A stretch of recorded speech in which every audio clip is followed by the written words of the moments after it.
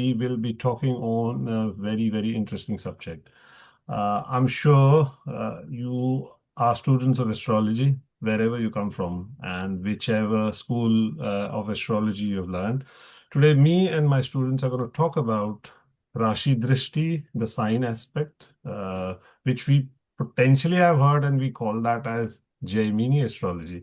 But in fact, today what we'll try to do is we'll try to bring that into mainstream. We'll try to highlight how Rashi Drishti, which actually Parashara has expounded, is the mainstream of Vedic astrology. But before that, I would just want to introduce myself and my panel of students over here. So I am Suraj. I am a student of my Gurudev, Pandit Sanjay Rajji. He's very well known. He's from Orissa in the tradition of Veerbhadrapur Sashan village in the Achyutadasa tradition. And we pride in talking very traditional things about astrology. And typically, all the conversation today, which we'll be having, is based upon the principles of Rishi Parashar and Rishi Jaimini. So I can assure you this is very much authentic. Okay, so I will now go over to my students. Jen, who do you want to introduce yourself? Yes, hi, my name is Jennifer. I'm from Puerto Rico, so I'm very far away from you, but I've been studying with Suraj for about 2 years, and I'm very happy to be here with you today. Thank you, Jen. Thank you. Wonderful. Isha, you want to go next? Yep. Hi, everyone. I'm Isha. I'm based in London. I'm also a student with Surajji. I've been studying for about 2 years, similar to Jen. I'm very excited to be on the panel to talk about Rashi Drishti. Welcome on board, Isha. Thank you. And last but not least, Jyotsna, over to you. Hi everyone, I'm Jyotsna. I am from Hyderabad, south of India, and I've been studying with Suraji since the last 2 years. And yeah, I'm quite excited to be presenting this topic.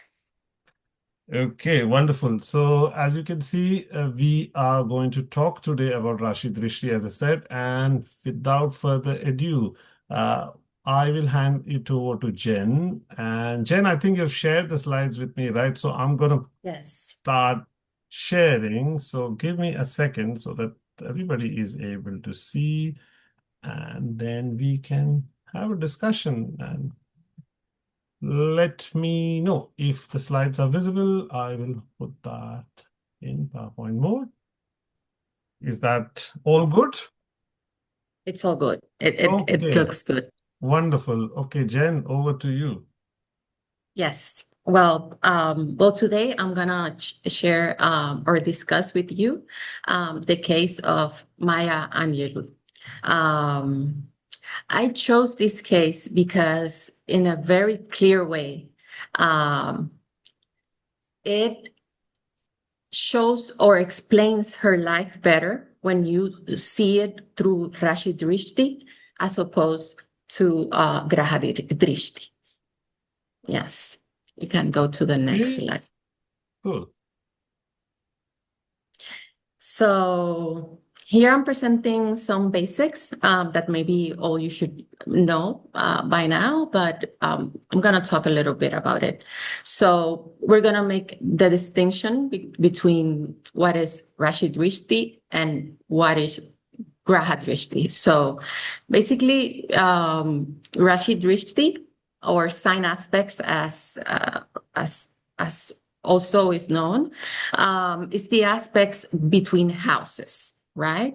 So fixed signs, aspects, all movable signs, except the one that is just adjacent to it, and vice versa with the fixed signs.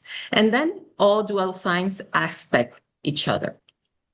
Here in the photo that we see, we are seeing the fixed and the movable sign aspects, and I just put that image because I am discussing a chart that has a fixed lagna.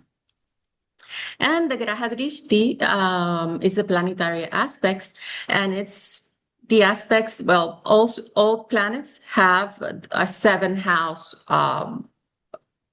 Drishti or aspect, and then some planets like Jupiter, Mars, and Saturn have some special Drishtis that you can see that Saturn has the third and the 10th aspect, and from itself, then Mars has the 4th and the 8th, and Jupiter has the 5th and the 9th, for example. And why is this important? It's important because, as we're going to see in this case of Maya Angelou, when there are, what I can express with these presentations is that when you have like very important empty houses, like you are going to see in her chart, like the Aruda Lagna or the Lagna, you can explain her life in some ways only through Rashi Drishti. Can go to Very, the very next good slide. point, Jen. And I think what I can tell is when I started understanding Rashi Drishti in the beginning, it was all theory, and it was very difficult for me to understand how Rashi Drishti would actually complement Graha Drishti. So Graha Drishti is a desire. It is like when you see planets and relate them to people, people have desires, people have expectations. Say, if you narrate that in a horoscope, then the ninth lord, which is representing our forefathers, our elders, our seniors, the Graha Drishti of the ninth lord is like, this is what your elders want you to achieve or do. Likewise, Graha Drishti of the seventh lord would be the desire of your spouse. What do they want? Now, that's very much a human nature to desire, or any living being. Rashi Drishti, these are about information exchange, and this is all about the physical existence of objects or things, or how the five states, five elements, the Pancha Tattvas, are naturally engaging with it. So think about Rashi Drishti more as exchange of energy between material objects and the physical presence of objects influencing the actions or the outcomes or the behaviors between the different houses and the planets. So that is as well very important. And I think, Jen, you're going to take us through some very good examples to explain how this works. So I will move over. Over to you, Jen. So here we have Maya's chart. As you can see, there is no planets in the ascendant. There are no planets in the Aruda Lagna. There are Graha Drishti into the ascendant, right? But as you were explaining, Graha Drishti is all about desire. So it can come true or it cannot, depending on the circumstances in some way, on the decision-making of the person, right? So, so then you start to ask yourself how this person can be of such great importance, right? And you cannot explain it, right? Her Lagna Lord is in 8th house. Maybe we're going to talk about that later. Not that good for a life in the public, right? So then you start to think, what is happening in her chart that makes her or that made her such a great presence in the world? I'm not talking about it. She was not how can I say it? She was not small. I can say that. She started small, but she was not small. So let's go into the other. So the start of her life was a very difficult one. Very, very difficult one. Her parents divorced when she was very young. She had an older brother. And after the divorce, they stayed with her grandmother. But then at some point, like at 7 years old,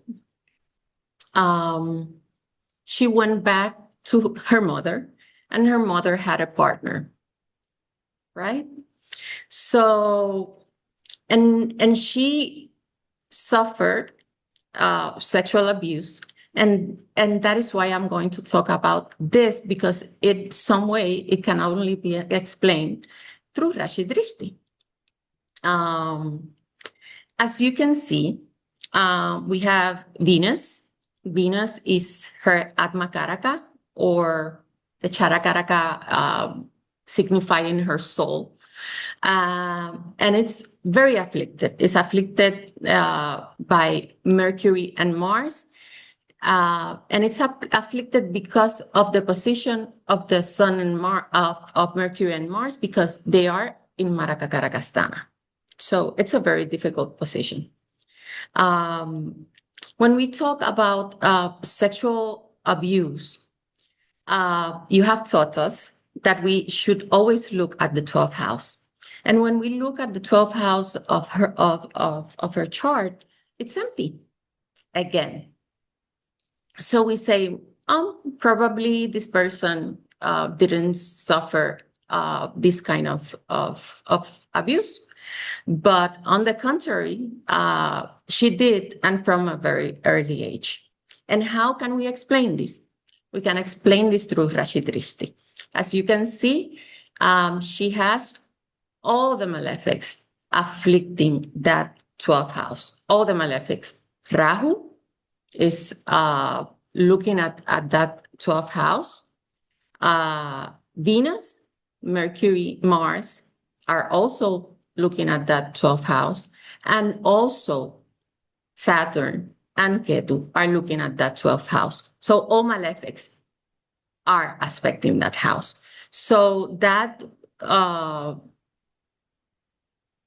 convergence correlates to her sexual abuse at a very early age. Agreed. And what I would also add, very fine points you make, Jen. Specifically, if you also notice, the Upapada Lagna is with Saturn and Ketu. And as we know, the Upapada Lagna reflects your spouse or individuals who you have spouse-like attachments or connections. And so Yes. Saturn Ketu, that tells what kind of people or what kind of opposite numbers you are attracting. So you can imagine with the Saturn Ketu combination, that just is a red flag. It tells you that there are individuals out there who probably do not have very good intentions, and they want to get in bed with you very close. You see that Saturn Ketu rightly, as you have highlighted, it's providing Rashi Yes. Drishti on the 12th house from ascendant. And the 12th house also reflects the conditions on where we sleep, or where the rejuvenation of our energies is happening. So 12th house, while this is about expense of energy, physical energy, because you're seeing this from the Lagna, and Aruda Lagna more, this is the material expenses, but it also tells, who are the ones who will be cohabiting with us, who are the ones who will be on our bed. And if they are malefic planets like Mangal, Shani, Ketu, then obviously those conditions are not very good. That's something which is a red flag. And like you highlight, only through Rashi Drishti we see over here that is the case. Otherwise, the 12th house is fine. Even the 12th The 12th lord, for house is that fine. matter, moon is fairly good. It has an aspect of Sun, Jupiter. It seems very good. So where is the problem, right? Yes, you can look Exactly. at 7th house and say there is those planets in 7th, but you'll have to then look into Navamsha and all that. So very good point you make out. Yes. You can go to the Okay. next slide. Okay, sure. Yes.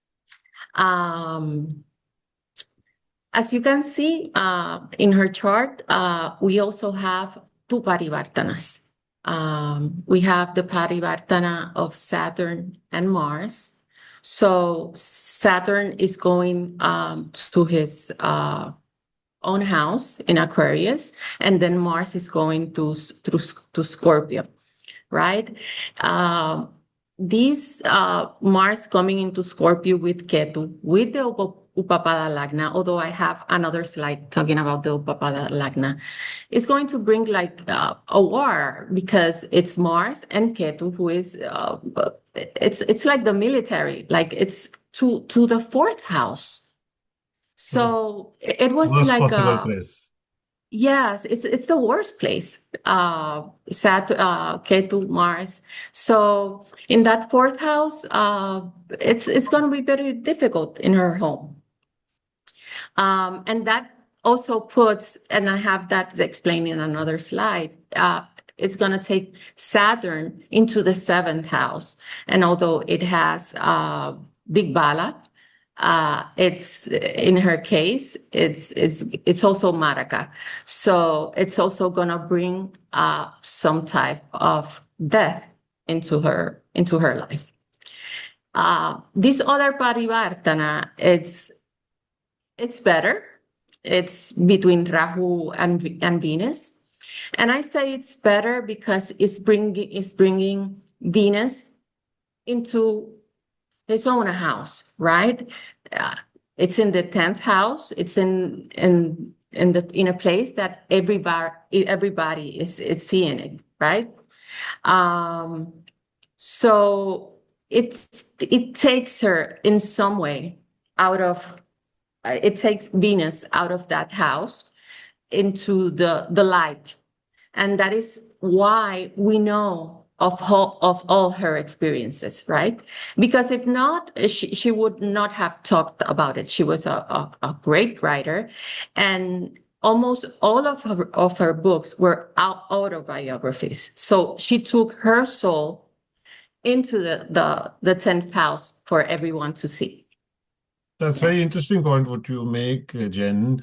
Like how Parivartana Yoga, it could be very bad, like the first one what you see, but the second one, like you say, it takes Venus out of those malefic influences of Mangala and Mercury. Yes, I'm saying Mercury as well, malefic because it's in Yes. Maranakaraka there Yes. specifically, and that is a problem. And then 10th house is your work, your action. So you have the opportunity to do some work in society which will pull you out, and like you said, she brought this thing out about herself in public life that gave her Yes. that strength and courage, like you said. Then Venus and Rahu then go into the tattva levels, like they are in their own house and they become very strong. So it's like Exactly. somebody from being abused to somebody who's fighting for a cause. See, you see Venus fight back here, as we see she is standing Yes. up and she's calling it out in public that, look, what was done to me was not right, and I'm going to fight it out. So this is what a Parivartana Yoga can do if it's in the right houses. Seventh and 10th house, these are good Kendra houses. So in effect, there is some positive thing about Parivartana, and Parashara Rishi has said between Kendra houses, Parivartanas are always good. So there is some positive thing out of this. Yes. Yes, she did. I was just yesterday, I was Mhm. going through her biography just to know more about her. And she had many jobs, many jobs. She was an author, she was a dancer, she was a singer, she was an actor too. Wow. She was a professor at a university, and she didn't have any education just because of her craft. Mm, And but mhm, she also that it made an impact in me. She also was a sex worker, and she mhm, was mhm, a madam for lesbians mhm, uh mhm, mhm, in that at that age. mhm. And I thought you were always saying Venus is never good with Mercury because Mercury will always sell the woman. Debilitated. So exactly, Yes, isn't it? I just So thought about that. Yes. yeah, very, very good highlight. See, and this is what we can tell.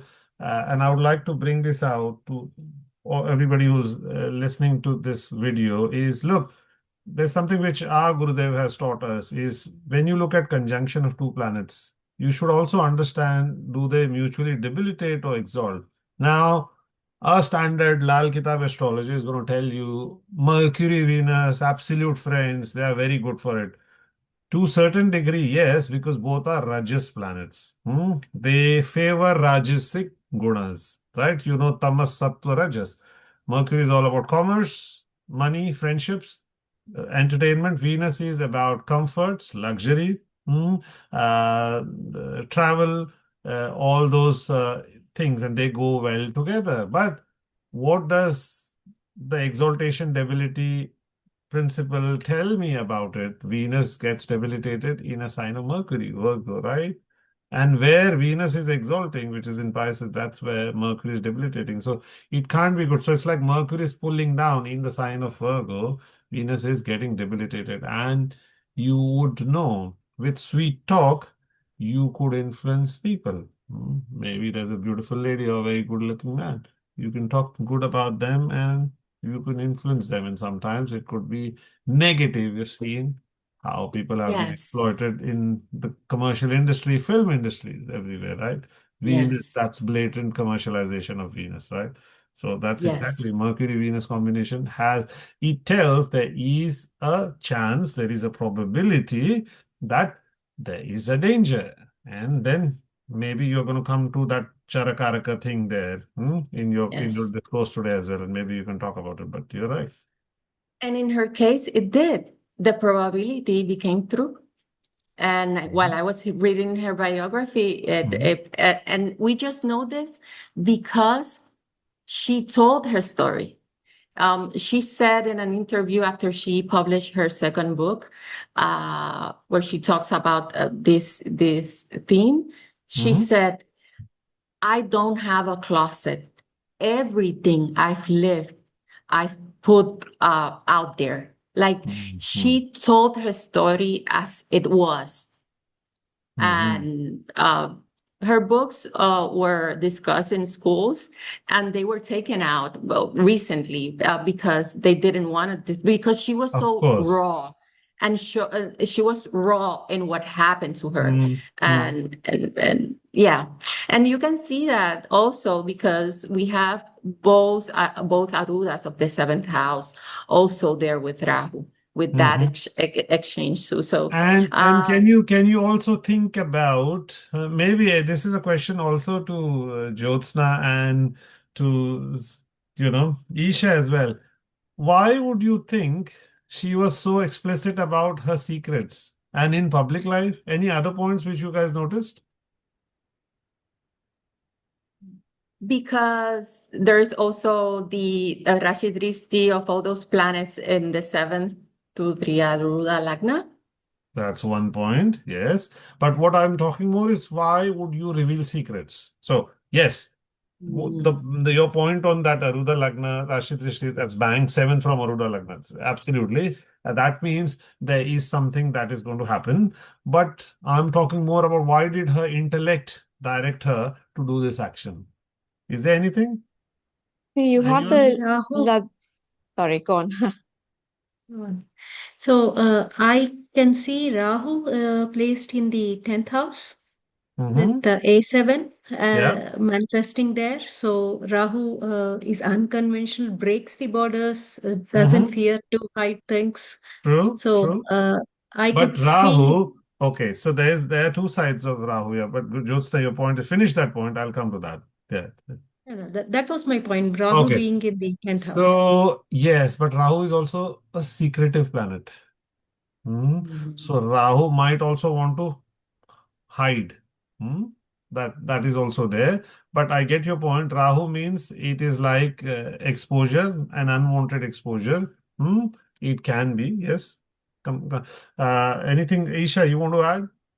I was just going to mention, you see, Lagna Lord has gone into the eighth house, and it's Surya, and it's sitting Mhm. with the eighth Lord, and it's Yes. opposite Moon, which is Yeah. public. That is what I So, was going to say.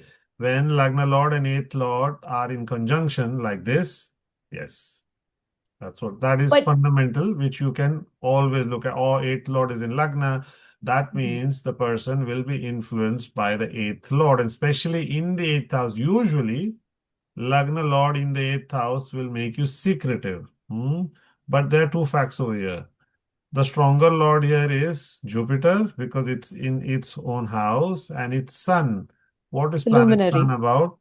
Luminary, right? It will Yeah. Luminary. Even Ex that shows how powerful sun is. Even in the Yeah. eighth house of everything hiding, it just throws that light. You can't stop it, right? Yeah. Yes. Good. So But that, the yeah, go ahead. another side of it is her wanting to go into the eighth house and bring Mhm. the illumination of Surya in the eighth house.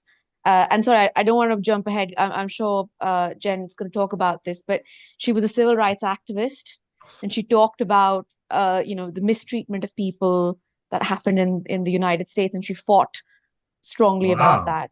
So Mm-hmm.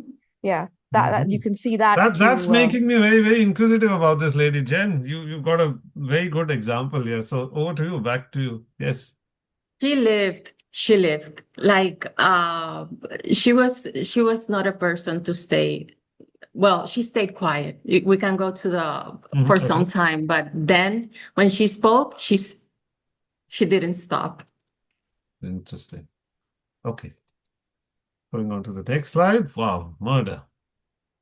Yes. That's interesting. So this This is is a very very serious event. Yes, yes. This is a very serious event that happened when she was, as I was telling you, um, she was sexually abused by her stepfather when she was 7, when she went away with her mother, and uh, she told her brother.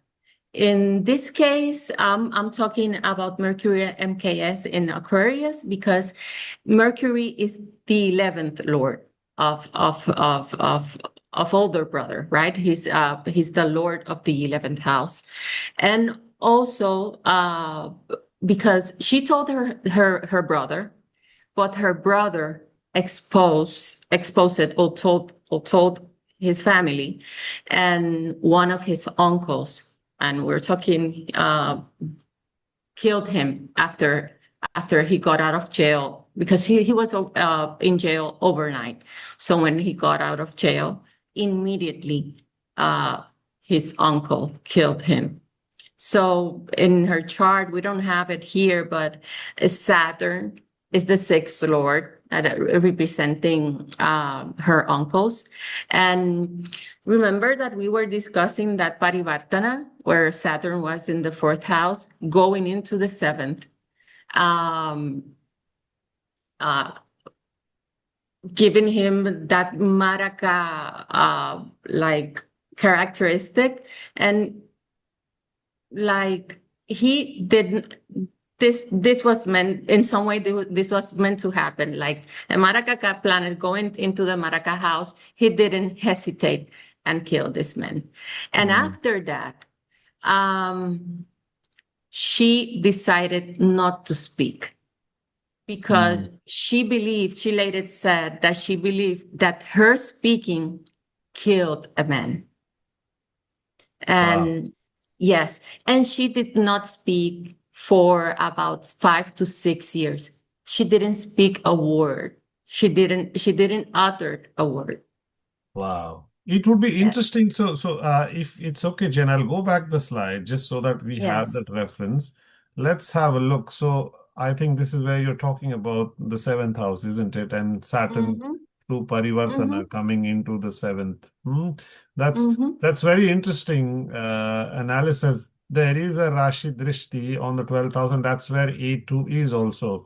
So we can say that there is an impact on the speech as well, this event. See, Mm-hmm. what I want to highlight over here for everyone's learning is, as I said, Rashi Drishti brings to knowledge events, and Arudas are the manifestations of the things which are caused by the houses and their lordships, right? This is not a class about Arudas, so we're not going to go how Arudas are generated.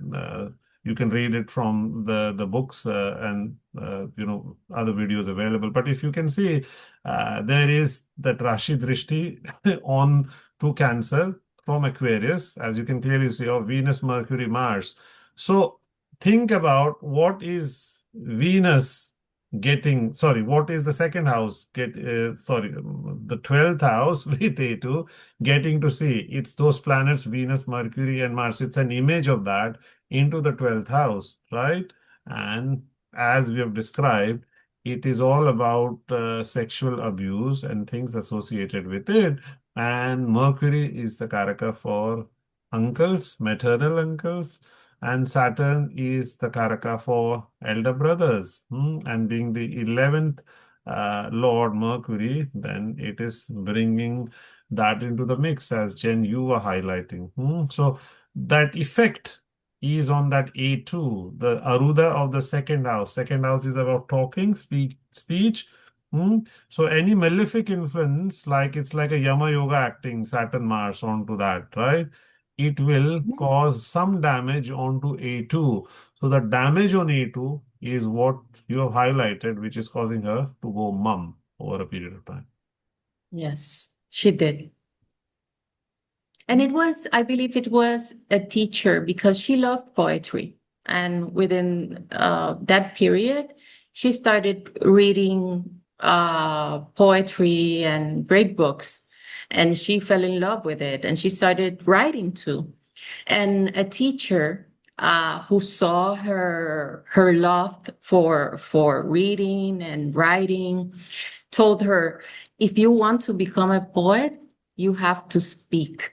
If you don't, you will never become one. And it was because of that teacher that she came out of this mutism, of this selective mutism, as we psychologists call it. Yes. Wow. It's very interesting. Okay, nice. Just wanted to add a point there. Yeah. If we go back to the slide. Yep. There you go. Is it also because teacher, she said, Sun, Jupiter, Moon, and if we see the Arudas manifesting there in the dual houses where the Drishti goes, then it is the fortune is changing A9 and A8 in the Sagittarius with Sun, Jupiter, and Moon there, I think. And we also see the A3 being manifesting in the Gemini Rashi. So when Jen was mentioning that, she went mute, then she really needed a transformation to actually come out and write about it, because an incident she didn't want to speak about, she actually wrote every detail. Absolutely That's a agreed. huge transformation, and that also changed her fortune because of the A8 and A9 and Sun, Jupiter, Moon doing the drishti on it. Agreed. Very good point. So A8, A9 combination, that means it shows there is a change. And to the audience, what we are trying to highlight here is how Arudas can work very good with Rashi Drishtis and what the points which we are discussing. If you look at the Sagittarius, it is hosting A8 and A9. A8 is the Aruda of the transformation house, your 8th house, and A9 is obviously your Aruda of the Bhagya. So Bhagya Parivartana or change in fortune is indicated by this A8 will bring transformation. And those planets giving Rashi Drishti onto that will have an influence. So, like Jyotsna highlighted, it's Sun, Jupiter, Moon, the luminaries, and they are Sattva. All three are Sattva. So, a cleansing is happening here. And this is coming out in public domain. And something which society will have to take note of and take some action against this, abuse that thousands of women in society are facing. That represents the theme of her life, Venus Atmakaraka. It's all about women issues. What I have seen is for people who have Venus as Atmakaraka, there is a theme in life around, women. And if it's in a women's chart, then potentially they've got to go through some experience where they need to fight it out and highlight. If it's a man's chart, then it could be some relationship issue with their spouse or things like that. But in her case, it's very clear the abuse she suffered. She did. Okay, let's move on. Good. Right. Yes. Jen, I back to think we you. talked about this a little bit when we talk about when you highlighted the Upapada Lagna. So maybe I'm not going to talk about just everything, but I want to highlight also how this Saturn and Ketu giving Rashi Drishti to that 12th house. Also, that Upapada Lagna there with Saturn and Ketu, but also aspecting the 12th house. As Caracas of isolation, of sorrow, of difficult things and hardship, also made her like withdrawn at some point in her life. Correct. Saturn is the and Ketu. Yeah, this is what. So the interesting piece is the Karakas of the 12th house. There are multiple. One of them is Ketu, which is renunciation. Saturn, it's loss and sorrow, and Venus, it's about happiness on the bed or pleasures of being on a good Yes. sleeping setup. All three, and Venus is also about again bhakti and devotion. So depending upon which charakaraka and which naisargika karaka is prominent on the 12th house and upapada lagna, that kind of experience will be observed in the life of natives. So yeah, well And it articulated. certainly did that, like we talked before. Yeah. Yes. Okay. Why did she become an author?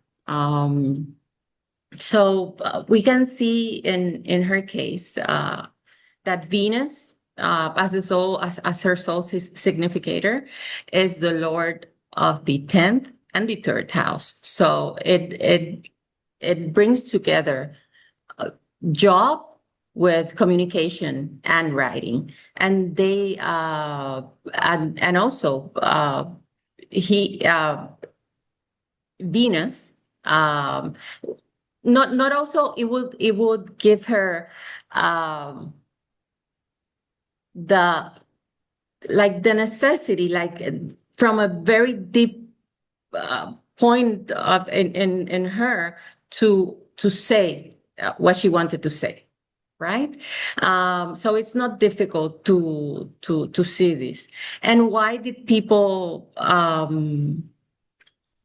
support her? Because she still has a great following, because we don't have planets in Aruda Lagna, but we have Rashi Drishti, good Rashi Drishti or Parswa Drishti from the 7th house to the Aruda Lagna in the 3rd. Yeah, I think what Jen is covering is on the next slide. I think Parshva Drishti, like you're saying, and there are different types of drishti, Rashi Drishtis. I think those who have studied Rashi Drishti properly, there is Abhimukha, there is Sammukha, there is Parshva Drishti. These are different terms, and essentially, when you talk about the position of these houses mutually having Rashi Drishti, then some of these things become important. So, for example, Abhimukha Rashi Drishti is very essential because it's about sustenance. The Parshva Drishti can be about creation and transformation, but the Drishti which helps sustain. So, when we speak about Rashi Drishti, I told about objects and knowledge. Now, that object and knowledge can be disruptive in life or it can be very helpful in life. How do you know that, right? That knowledge could be useful for the person to enhance the situation of a particular house, or that knowledge can cause further downfall in the house. This is also something Rashi Drishti can reveal, right? So the Abhimukha Drishti, which is the 6th house for fixed signs and the 8th house for movable signs, is actually very, very good. Specifically, if the planet who's aspecting is aspecting its own house. So, like for example, you might have here Venus gone into Aquarius, and it is giving a sign aspect onto Tula. Again, Tula is its own house, but this is not the case of Venus being in Taurus. If Venus was in Taurus, then it would be like Abhimukha Drishti of Venus onto its own sign, which is very good. But here, this is not the Abhimukha Drishti of Venus on its own sign, but this is the fifth house Drishti. And the fifth house Drishti will become Parshva Drishti, and this is about creative potential. And this is creative potential for, future growth. If this Rashi Drishti was coming from the 11th house, in this case it would be Leo, then it would be more disruptive in potential, because those who understand Badhak, Leo is a Badhak to Libra, right? So here what we see is Venus is doing Rashi Drishti onto the Aruda Lagna, and he is offering a lot of creative potential to Maya, and this is why her skills around writing, Jane spoke about, she was a dancer, she was in so many different professions. So it was adding on to her personality, as you could see, and you can see that Atmakaraka, Matyakaraka conjunction, that is a kind of a Raj Yoga essentially, because that tells you the person is a workaholic or work is worship, Karma Yogi. Yes. What I found beautiful about her chart is that she went through so much, and the same planet, like that Venus afflicted, that same planet made her her soul planet, right? Made her so driven and took her out of, because it is also the Lord of the Aruda Lagna. So Mm. her soul wanted to expose herself in some way True. to the world. Yes.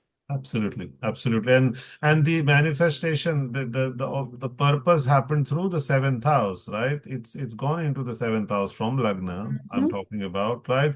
So that's Yes. would be the seed of that desire of the soul, the karma which Venus is carrying from past lives. It needs to fructify in this life and ripen, and that's the trigger point is that seventh house.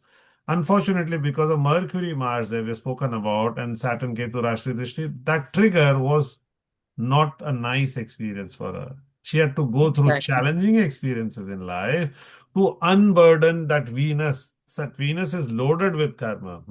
And so Atma Mhm. Karak is all about us getting the opportunity to experience that karma in the present life and learn something. So that's the soul calling, or that's the learning for the soul in this life. Whether you learn the lessons or you do not, that's a separate question. But what the Atma Karaka carries will happen. It will fructify in the native's life. And that's what we have seen here unfold so wonderfully. Yes. As we were in this slide, we see that as we saw as we talked about some time ago, um, if we took as plain reading the Lagna Lord in the eighth house, what will we expect, or what would be the first thing to come into mind if we were starting reading charts? You Um, just say that, oh my God, it's yes, that's not good. In terrible. some Yeah. ways, you say it's not good, and it was not for her in some ways, right? But Mm. we will think, well, she would be maybe very introverted, she would have ill health, she would have chronic difficulties. Fame Mm. will not come into the picture, right? Mm. Mm. Like you would not think about that. True. uh so just through reading the chart without thinking about Rashi Drishti, it is very difficult to see her as famous, and through the Aruda Lagnas too. So, and in some way that Rashi Drishti um, uh, overrides what happened to that Lagna Lord going into the eighth. Yeah, and Yes. that brings out a very important point. This is something good for learning for students of Jyotish. See, there is a house, there is a lord of the house, there's a karaka of the house, but then there is the aruda of the house as well. In traditional Jyotish paradigms, when I started learning Jyotish, I was not knowing about Arudas as well until joined my Gurudev's sessions about astrology and learned about Arudas. See, the Aruda is the final end product or the end result of the house indications. It's very important. You cannot ignore Arudas for any kind of prediction. I go on record. Hmm? You might have a very powerful house lord, you might have a very good house itself, but if the Aruda, unfortunately, is, conjunct malefics or aspected by malefics, or the house which is lording the Aruda is in some difficulty, then the end product will not be something which you would like, or it will be challenging, or you would not have the end product as well. It's like a case. You have the intellect to write the best books, and you have the best skills, and you go ahead and you even write, but you have no fame associated or no recognition for your writing or for your work, because the Aruda associated with that writing, the third house, is just not it's just not ripened, or it's just not coming out with the aspect of benefic planets, or is in a good house. And this is very important. This horoscope highlights that fact in plenty, why Arudas are important. Yes, Okay. definitely. I think we talked about this a little bit to the theme of isolation. But here I'm going to highlight another point that you talked about a little bit, and it's from the Aruda Lagna. The moon is not well placed because it's 12 from Aruda Lagna. And also that Rahu and Ketu aspecting that 12th house of isolation also gave her It is a kind of an eclipse on the moon, isn't it, in the 12th house? yes. But thanks to the other things that we have discussed, she came out of it. She didn't have a lot of family because she only had one son at a very early age.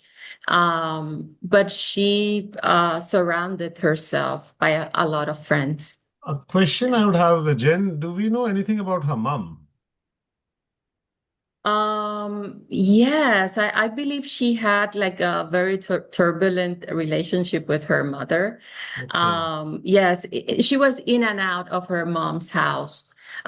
Yes, The it reason I was very, asked was that because that moon in the 12th from Aruda also shows, some challenges with mothers in particular. So it's like essentially whatever is in the 12th from Aruda is what you need to give to sustain your Aruda. And Aruda is all about your image. And if it's Aruda Lagna, it's about your presence in society, right? So who you have to yes. give are people represented by planets in the 12th from the Aruda Lagna.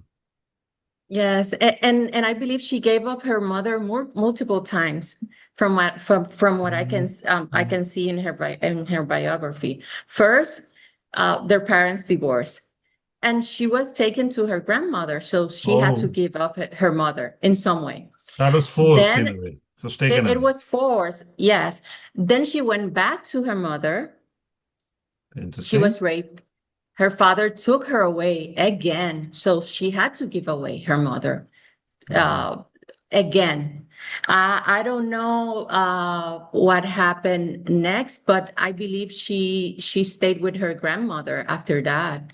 Um, yes, Mhm. I mean, if if I remember, the Aruda was in Libra, right?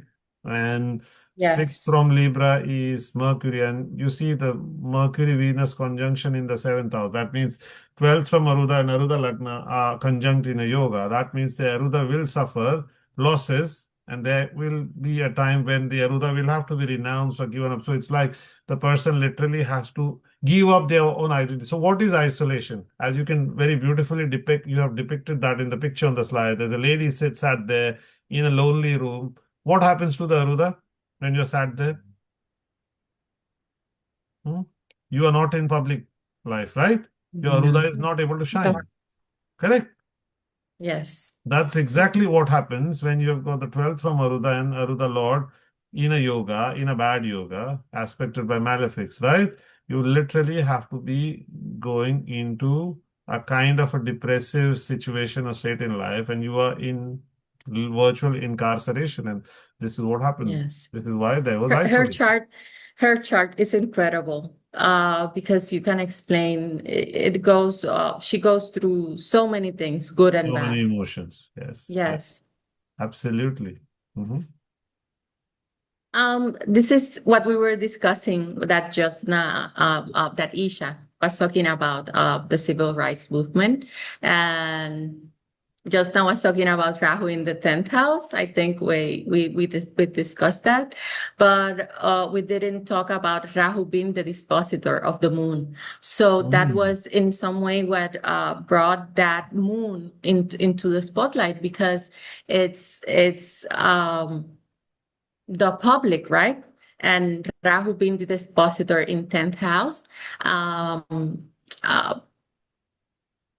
took her to the fighting, right? Fighting for the masses.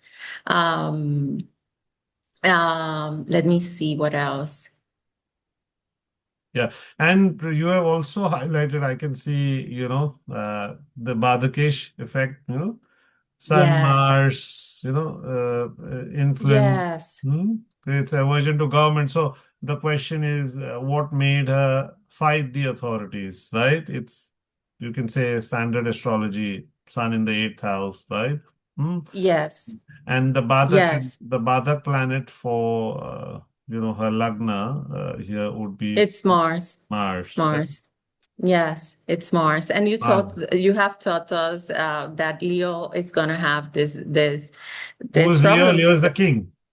Leo is the king, and she's going to go against it. Correct. Like Libra Lagnas are, yes, Correct. And Leo's exactly. It's so funny. So the ninth lordship for Leo is ruled by Mars. If you see it, the ninth and the fourth house, right? If you imagine Leo yes, Lagna, the fourth house is Scorpio, and the ninth house is Mangal. Now think in a setup where there's royalty, or in the past with kings, what they fear is the armed rebellion, right? If the army, the monarch commands turns against him, he is overthrown. We have seen this, right? So yes, that Mangal being the blessing as a ninth lord also is a Badhaka. Do you understand that a benefic planet, benefic, functionally benefic, can also act Badhaka at the same time? Does that explain that dichotomy? Right. Hmm? It's it's Yes. I've got so many people who tell me that for Taurus Lagna, for Vrishabha Lagna, Shani is a very good planet. Yes, from Lal Yes. Kitab astrology, yes. If I only think about it being a yoga karaka. But mhm, Shani is also a Badhakesh for The fish. Vrishabha Lagna. Did you realize that? Yes. Mhm. What is Vrishabha sign? Bull. What does the second sign of the zodiac represent? It's about Food, food, food, community, family, community, community, Community. community, money, right? wealth. Money. Wealth, Yeah. wealth, wealth, well said. Wealth. Wealth, that was the word I was seeking, yeah, and other things. And what is Saturn Karaka for? Lack. Not luck, I would say La- poverty. work, Lack, lack of what? lack Yeah, of luck, Lack. lack, right? yeah. Lack. Poverty. Yeah. Hmm? Poverty. So obviously, when you are talking about wealth and sustenance, because second house is the house of Hari, Vishnu, right? We told, right? Hmm.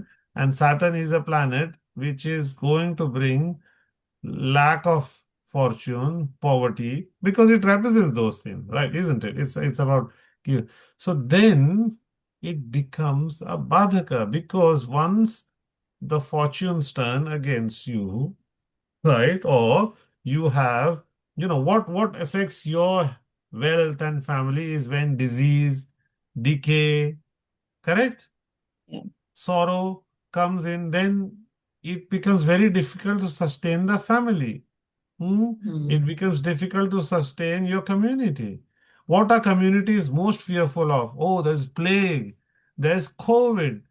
COVID is the example to explain Saturn is Badaka for Vrishabha. Did you get that? How does that sound? Yeah.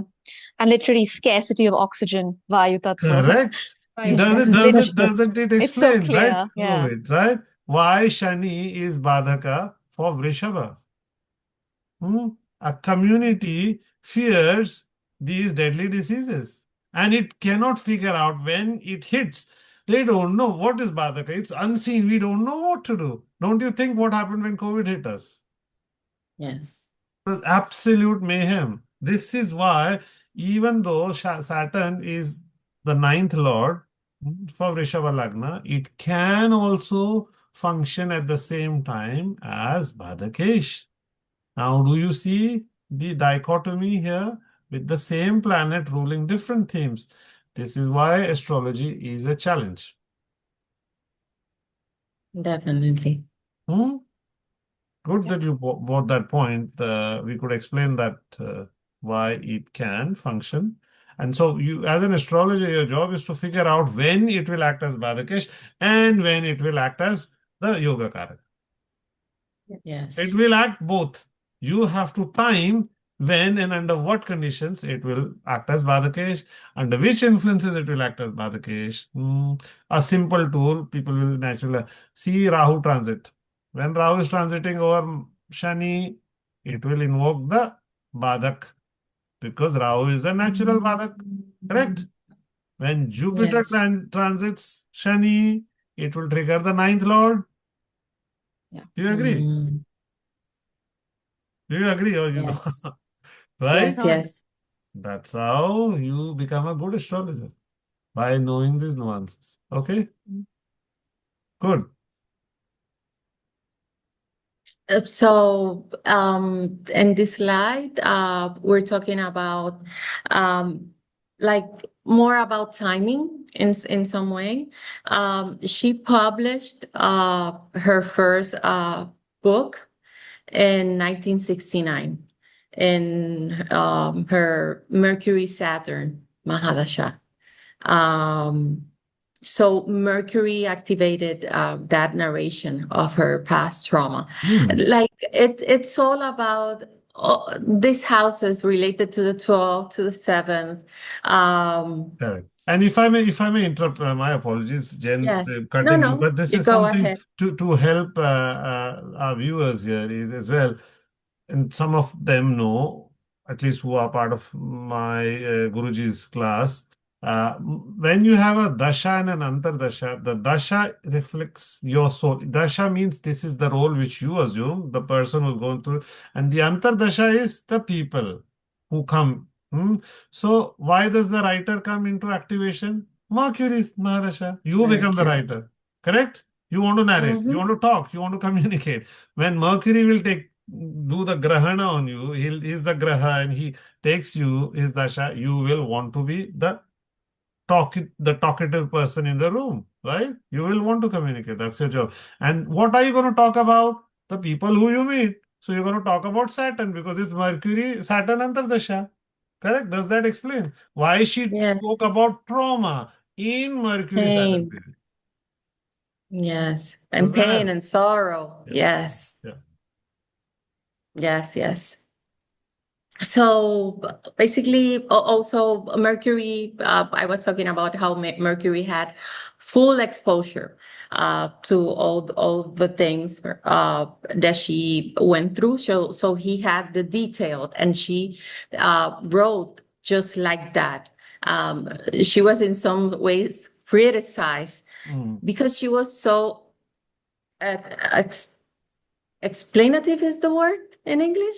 Like she was so detailed about Okay. explaining what happened to her. Yes, she was criticized because of that. But in the same way, it helped victims of abuse to say, yes, that is that raw. That's the way it happens. Um, so there is also that, that criticism in writing, it can also explain, see, the Venus Atmakaraka conjunction with Mercury Amatyakaraka. That explains the criticism. See, the planets or the Atmakaraka itself will be the soul's learning. And when I say learning, mean you would end up doing something which people might criticize you for. Right? So what are you criticized for? Mercurial things. What does that mean? Writing. Right? Right. Mhm. Yes. You get Yes, yes. criticized for that. And Venus being the 10th lord, obviously it's about some professional writing or something which you did, people are criticizing you for. Yes. Yes. Makes sense. So I believe that is the end of Wonderful. yes. Wonderful, Yes. wonderful, Jen. It was so nice. Very, very, I would say, I must say, I never knew about this lady until today you spoke about it. And it's like quite a personality. And I think it's a very, very bright example of applying the principles of Rashi Drishti onto a horoscope. Like you said right at the beginning, that there's nothing in Lagna, there's nothing on Aruda Lagna. Lagnesh has gone in the eighth house. Why? The person is being so spoken about and has got so much to show as impact onto society, isn't it? Yes. Yes. Very good, very good. That was Jen. Wonderful, Jen. Thank you. I think there's another slide. Is it? Just Okay, like my apologies. Okay. yes, just to say thank you. And yes, Oh, and just to say that as you can see, Rashi Drishti is essential for interpreting charts with empty key houses. Because it reveals what happens, the events that happen in the person's life.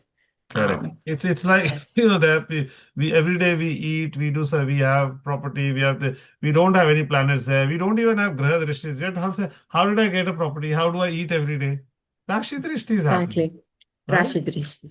Yes. Happening every day. And Argala, the other concept which helps with Argala and Rashi Drishti. Both things happen simultaneously, and this is why all houses are active in a horoscope at any instance in time. Because that's life. You can't have Yes. life with dead houses, right? Exactly. Good, Yes. excellent. Okay, who's Thank going next? you. Then probably we go Jyotsna. Is that what you'll be Yeah, going next? Then probably I bring up sure. what you are going to share. Okay, let me screen That share. was really wonderful, Jen. The whole case study. I mean, we could have so detailed narration about, a person that we only know from the celebrity status and what we know from her biography. But Yes, I, and we know um, because she put it out there. It's yes, not otherwise it something would, we yeah, would not know. Yes. Yes. absolutely. True. Okay, that was really wonderful. That the main point being that there were no planets, as Surajji mentioned, there were no planets in the Lagna and the 12th house, how the Rashi Drishti actually brought out all the narration. Here I have a case study where I'm taking up a Chera Lagna, where, we see how many planets do the drama there. So, uh, Okay. Mm-hmm. and my major points would, of course, be a focus also on the Arudas manifesting there and how uh, how they help the narration of the story. So this is about a person that I have closely, seen while growing up in our acquaintances. So I do know a certain details because of which it was interesting for me to study this chart. But how the actual Rashi Drishti brought out those points was really, really quite amusing for me. Okay, we are keen. We're keen. We're getting inquisitive. What is this horoscope about? Yeah, yeah. Let's go to the Excellent. next Okay. slide. Yeah, let's go. There you go, Jyotsna. So you see here the Charalagna and look at the concentration of the planets. Mm-hmm. When it is Charalagna, the Abhimukha Rashi Drishti happens mutually between the first and the eighth house. The Pashva Drishti happens between the 11th and the first house. And if you see this chart, you see the concentration of the planets there in the Lagna, in the 8th house, in the 11th house. Earlier, we were also mentioning that, the planets, like we were talking about Saturn being the Yoga Karaka for Vrishabha Lagna, but also the Badak. Similarly, every planet, though it can deliver functionally good points, it could also deliver things that are not so good. So, this study has been really interesting for me because we could bring all the points in his story. So, I would be focusing on the Arudas here also, along with the planets. And the Arudas manifesting are A10, A3 in the Lagna, A6 and A5 in the 8th house, and A2, A8 in the 11th house. So I'll keep it short with this and not really talk a lot because there are already finer nuances that will come out of this. So we'll just move to the next slide. Okay, there you go. Well, I actually titled it The Dramas in the Job, and I literally meant the dramas.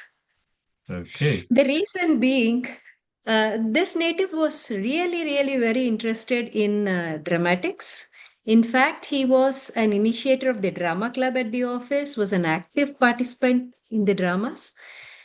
So for me, I immediately looked at what made him initiate into drama at workplace. So if we see here, the Venus, the planet of arts, that having a Rashi Drishti on the Lagna where A10 and A3 are manifesting, and Venus being the seventh lord, actually kind of triggered and showed that artistic skill of or the dramatic skill that was shown at the workplace. So this is the positive side.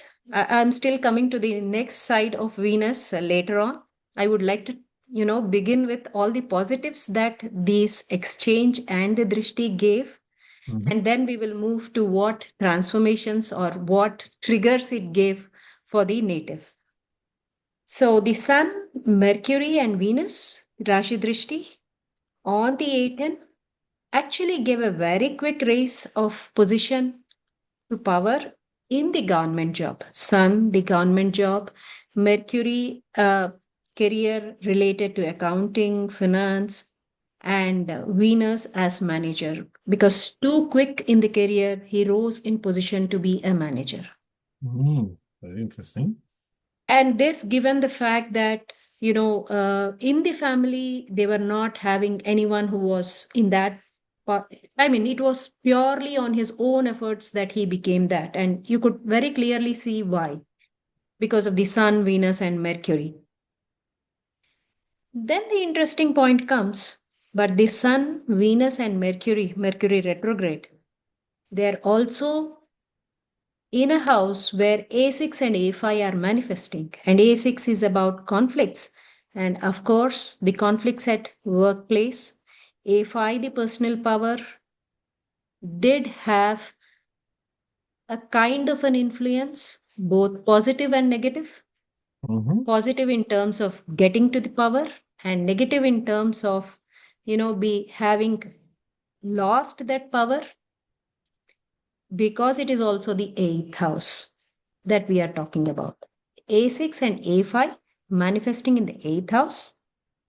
And in addition, the Ketu and Saturn from Lagna are giving the resources or the physical manifestation, you could say, of the troubles, the challenges that could be there in the A5 part of it, which is the personal power part of it. Can we say So, that Ketu Saturn, then Jyotsna, that the person is also committing that mistake? yes, very much. That is also covered that in the next slide. If we just move to the next slide. Oh, sure. So basically, you can see Ketu and Saturn manifesting in the Lagna, which also has A10, made him commit many mistakes in the job itself. And this was actually promoted, triggered more by the Moon and Mars, along with A2 and A8 manifesting in the 11th house. 11th house for a Charalagna is a Badakesh, Badak Rashi, and Badakesh is Saturn, which is in exchange with the Mars, the Lagna Lord itself. Yeah. So when Saturn and Ketu uh, actually were committing mistakes on, let's say, Saturn as per intelligent needy, I'll also mention the incident. There were the native was in a department where they had to give approvals on loans, clarify loans and everything. And there was a elderly man, a poor elderly man, who approached him for clarifications on why the loan wasn't cleared or this and that. And there was a huge argument. And this native just rose and shouted at him, trying to prove that what he had mentioned was right. And the elderly man actually got a heart attack. Wow. That is So quite an event. so you can see the voice A2, A2, Mars in it, Moon Yoga in it. Yoga.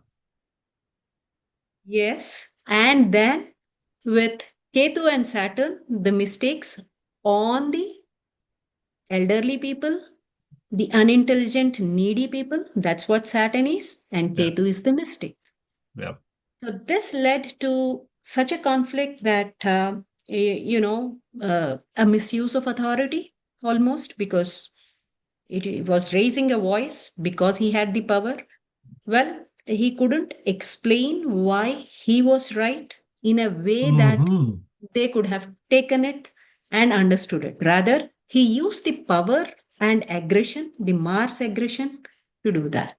And typical, I can see Ketu Saturn, very controlling type personality that it makes. It gives you that feeling that because, Ketu represents headless things and Saturn is a control freak. Saturn operates with fear psychosis. It's all about scarcity. It's all about ensuring that you hold on to things tight because there is no abundance. There is everything is in less, and that Yes. drives an individual to then be very strict about what is around him. And imagine if you throw chaos at that person, he will try very hard to think. He'll think, oh my God, my world is turning upside down. And he'll try to bring in all that Saturn force onto that Ketu. And this is why that Saturn Ketu yoga is bad, because then it makes you a control freak. Yes. And the Parivartan, that itself also showed, for instance, Mars is the Lagna Lord. So after this incident, there was, of course, a warning and a committee constituted to take action. And obviously, he had to move on, got transferred to a remote place. But how do we explain the transfer to the places that he had? You can see that Mars, which is the Lagna Lord, is also the Bhumikaraka. That going into the Bhadakstan, and in exchange with Saturn here, had to displace him from his place, the workplace. So Yeah. he got For that displaced. matter, for everyone's benefit, Badakesh connecting with Lagna or Lagnesh imposes circumstances on the native that they need to go away from the place where they are operating from. And it could be sometimes it comes through the professional context, and that's through the manifestation of the Aruda of the 10th house here for this person. That has led to that constant displacement from the work and the challenges. It is very disruptive energy. As a result, he actually stayed alone, away from the family, Oh, always, all through the years. It was just in the last couple of years before his retirement that he came back to his place and to his family. All along, he had been moving from being transferred from one office to the other to the other. So this, I would say, Challenging. was we could explain it so well because of the Rashi Drishti and the planets involved in the Rashi Drishti, with the Yeah, Arudas manifesting there. absolutely. Yep. Absolutely. Anything more that anyone wants to add here? Maybe I could have missed or ask, because I know the native I would be able It's to. very, I mean, for me, the focus really is that, as you highlighted, the first and the eighth house, that to me, and the 11th house. So there's that parivartana, between the 11th house, Saturn Mars parivartana for Mesha Lagna. People say, oh, Saturn 11th Lord in Lagna. Okay. But it is bringing that Badhak energy, and it's gone with the wrong planet, Ketu, if I may say so. And that makes it very, very challenging for the person. It would be interesting to know his circumstances at birth when he was a child. What kind of situations had they faced as a growing up, as an individual? Would be nice because there's Venus, Mercury, Sun in the eighth house as well. Uh, uh, Yeah. Probably there's something there as well. And Yeah. these planets are also in the 12th from Aruda, as I see Sun, Venus, and Mercury. So I don't know how his relationships with his dad was, or things like that. Sure. So he was just an infant, maybe months old, when his father passed away. So yeah, It because was that single to mother me it was, who yeah, brought. that's what I could glean out purely based on Aruda's and Rashi Drishti. So you just highlighted that it is, and yeah, I mean for him, it is unfortunate because it's Mesha Lagna as well, Yeah. and uh, it it it is just Saturn is a problematic planet for Mangal typically, and Saturn is opposed to Surya always, as you see. And where has Surya gone? Surya has gone into the eighth The house, which eighth is the house. which is the Karaka is Saturn, and Saturn is in MKS. So it is Yes. bringing that death-like energy on all those planets, Sun, Venus, and Mercury. Hmm. That Yeah. also impacts the Rajas very heavily. So he had to be isolated, like he cut off from the family. All that is also playing out through that. That yoga between first and eighth through Rashi Drishti is creating that havoc for him in his life, I would say. Hmm? So the Venus, also talking about the relations, his first wife passed away due to tuberculosis. Oh, And okay. after 2 years, I think he got married again. The Okay. second wife also passed away, but not soon. But they did have 3 children. They actually celebrated, I would say, And 50 that, years of yeah, marriage. yeah. And that, I would say him seeing the loss of two spouses, it's that Yeah, Venus is taking a heavy hit there. See, Venus is the lord of the second house and the seventh house, right? So the yeah, first spouse is getting the back. seventh house, the second spouse is the second house, right? Eighth from it. Yes, So both yes. spouses are being ruled by the same planet, and that Venus, as we knew in the eighth house, is not at all happy. And it's in Scorpio. Scorpio will indicate watery diseases, right? Mhm. And Right. Moon has gone into Aquarius with Mangal, hmm, the Lord of the eighth house. So fourth Lord and the eighth Lord, Parashara says fourth Lord, eighth Lord combination leads to pulmonary diseases. Okay, Mm. waterborne is something to do with lungs. You see the Right. affliction coming? Yeah. Yeah, Tuberculosis. yeah, Hmm? right. Like you described, that tells this is where, because the seventh house of the first spouse and the second house of second spouse, they are getting dragged into the eighth house with Venus, which is a problem place, as it is from Lagna, Adusthana. And with that Badakesh exchange with Lagna, it's not helped. Moon, Mars also. Mm. Difficult. That makes him Manglik, if you do the classical Manglik dosha as well. Yeah, That is not very nice. So an mm. unfortunate case, I would say. Yeah.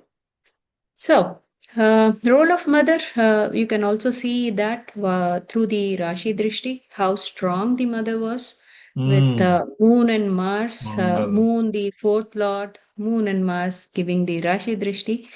Um, and this moon was involved in the parivartan between Mars and Saturn, which actually gave her more longevity. She was alive till the age of 99, and the native was very, very close to mother, had huge influence from mother. She was obvious for obvious reasons, of course. Other than astrology, if we speak about, she was a single mother who brought him up. So obviously, he adored and Hmm. respected her a lot. But we can also see astrologically why she turned out to be a very strong lady uh, with that fourth position and the Rashi Drishti of Moon and Mars. Hmm. Yeah, I mean this is exactly the fact that that moon has Rashi Drishti on the fourth house. So this is giving that Abhimukha Drishti, if I'm correct, right? And Yes, that helps the power to sustain. Now, interesting, Dad is the ninth house, correct? yes, Mesha Lagna, yes, it is Sagittarius, correct? yes, And yes. Jupiter is gone in its own sign, in Pisces, Meena, 12th right? house. Spices. Yes, So it is yes, also is having an Abhimukha Drishti onto Sagittarius, correct? That's what we learned in Rashi Drishti. right. But that did not survive, No, right? Okay. yes. So there are some missing pieces over here, which tells us that you cannot use one factor in Jyotish to call out everything, right? So while we are telling and justifying, and this is what I want everybody to learn, that you cannot make general statements here. So just because Moon has Abhimukha Drishti onto the fourth house here in Cancer, that alone is not the reason why the mom survived. Okay, you Mhm. have to look at other general principles, how longevity can be determined, which we are not going to talk here. We probably one day we'll talk about it.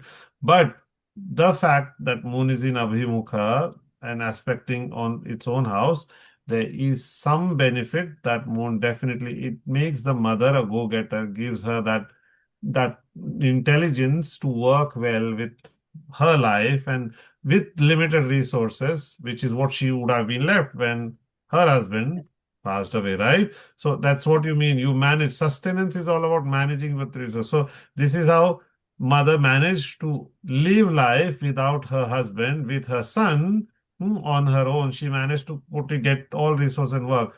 That not necessarily was the only reason why she had long life. I just wanted to highlight that point. Okay, Right. because in that case, you've seen Papa did not No. survive, right? Mm.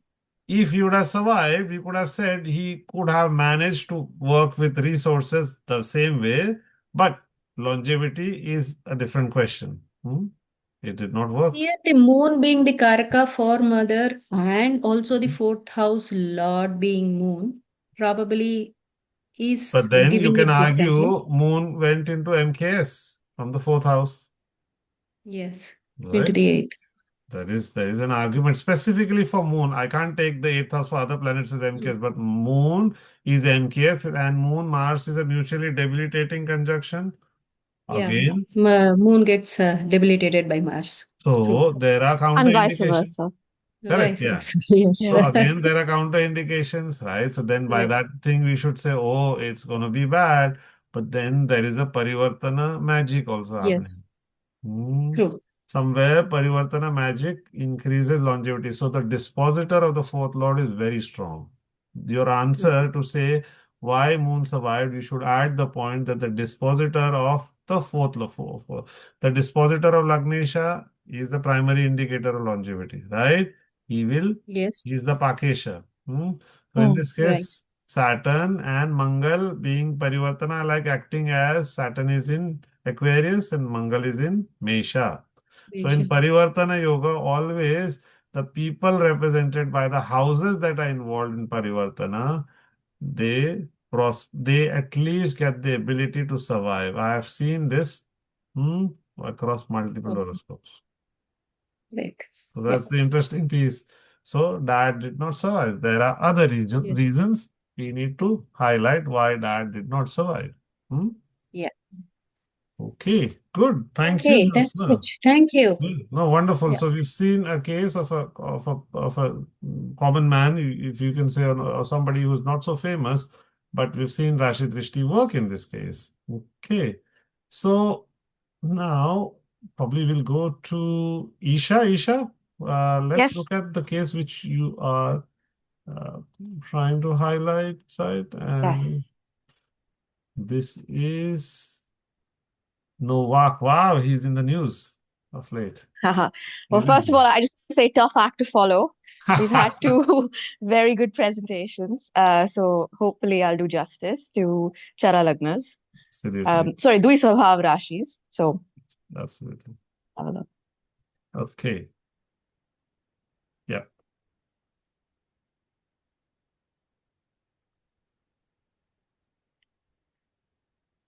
Hello? Sorry, I thought Yeah. you were sharing screen. I can't see it yet. Okay. Let me do one thing. Yeah. So you have the dual lagna. Yeah, I think probably. My apologies. It should be up now. Yep. Yep.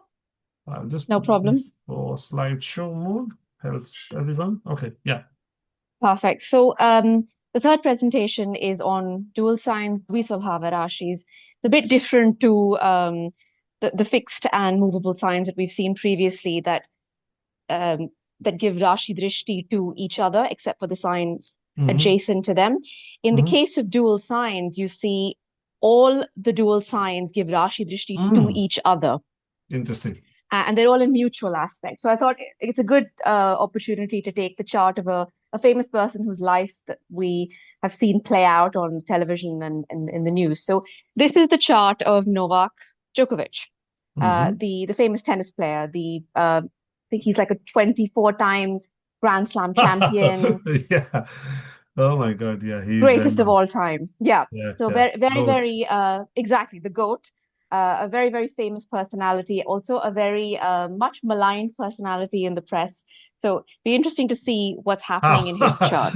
Yeah, yeah, how these contradictory, influences impact his lagna and all that. Yeah, yes, please. Very excited. Isha, go away. Exactly. So we see he was born with a Dhanu Lagna, and he's got a very afflicted fourth house, if we look at it. He's got so this Moon, Rahu, Jupiter sitting in his fourth house, Drishti from Mars in the seventh house, and Drishti from Ketu in the 10th house. So I've just given some sort of jargon on the left saying the fourth house drishti is the abhimukha drishti, which is given upon the lagna, which is the most powerful drishti. Then you've got the parsva drishti from the 10th house, which is Ketu, which is coloring his career, public image, his Right? physical discipline, and then the seventh house, which is the Badhak Sthan for dual lagnas, all dual lagnas, Yeah. and it's Mars is also giving Rashi Drishti to both, sorry, to all the lagna, the fourth house, as well as the 10th house. So if we just move to the next slide. Yeah. And just to highlight here, and Mhm. this is where dual signs can sometimes become an enigma to decipher dual lagnas. Yeah, Because if there are planets in, and this is a wonderful example, thanks for bringing this out, Isha. I think couldn't have chosen a better example. So why I love this example is that there are benefic and malefic planets here. And when I say benefic and malefic, I'm talking of Shubha and Ashubha, natural. yeah, There's Moon, Jupiter, the so-called Gajakeshari. yeah, And in this case, yes, it is a Gajakeshari because for this Lagna, yeah, I would agree to it. But then there is the Guru Chandal, right? Chandra Chandal, whatever you call. There's yeah. Mangal Ketu, right? Mangal Pishach even. yoga is Hmm. happening. Yeah, And it's exactly. lots happening. Yeah, Lots happening. And because of Rashi Drishti, it's literally all these planets are working on each of the houses, all the Kendras, right? So exactly. Mutual. that gives it so much of nuance onto this. It is quite tough to analyze some of the horoscopes like this. So very, very good choice, I would say. So interesting to see. Okay, I'll go on to the next one. There you Right. go. So I thought first we'll have a look at the fourth house. And you Mm-hmm. see the fourth house is what you look at to understand a person's early life experiences, their childhood, their mindset, and what's called the manas of an individual. And you Hmm. see, as Surajji pointed out, that he has a Guru Chandal yoga happening in the fourth house. Guru is his Lagnesh, sitting very strongly in the fourth house. It's also sitting with Moon, which is the eighth lord. And you've got Mars and Ketu giving Rashi Drishti to this fourth house, which form a full um, Pishach yoga. So if we look at the life of Novak Djokovic, we see that he was born in Serbia and he grew up during the Kosovo War.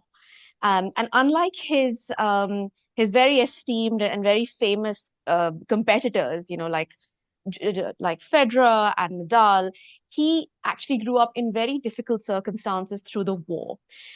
He used to train in bunkers, NATO bunkers, play in Hmm. difficult situations. His parents came from humble beginnings. I think they ran a food stand, so they didn't have the same resources as he did.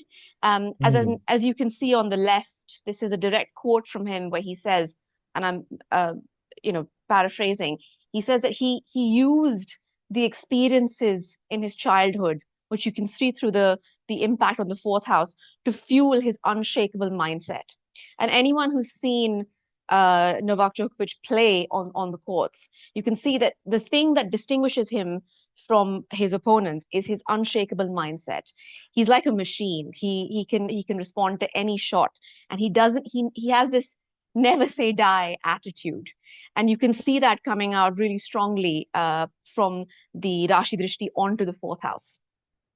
And then we think about why did he achieve such great status in his life? What is it? What's going on? And you see, the fourth house is also where the Arudha Lagna is manifesting. So his Arudha Lagna is carrying the energy of this Guru Chandal, Hmm. the Jupiter He'll Moon carry it on conjunction. his forehead. It's like you can say. Exactly. It's on his forehead. And that's one of the things that comes out very strongly about him. If you watch him on television, when you Yeah. hear him speaking, he speaks like an authority.